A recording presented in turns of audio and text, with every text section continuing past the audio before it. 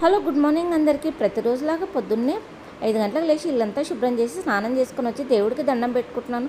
అంతకుముందే నేను పాస్తా చేసిన ఈరోజు టిఫిన్ కోసం పాస్తాని ఇంకా ఆయనకు ప్లేట్లో వేసి ఇచ్చిన తర్వాత నేను తర్వాత తింటాను పక్కన పెట్టేసి చాయ్ పెడుతున్నాను.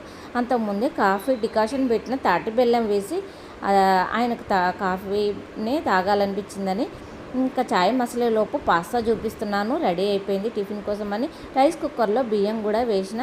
ఆయనకు డ్యూటీకి టైం అవుతుంది. ఇంకా వెళ్ళేటప్పుడు పాల ప్యాకెట్ తెమ్మన్నాను. పాలు కొన్నే ఉన్నాయని ఇంకా ఆయన తెచ్చిచ్చి డ్యూటీకి వెళ్ళిండు. ఆ తర్వాత పప్పు నానేసుకుంటున్నాను కుక్కర్లో.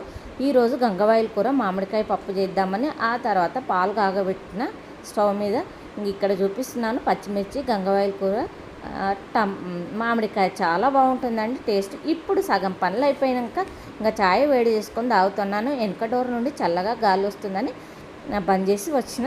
నా వీడియోస్ నచ్చితే లైక్ చేసి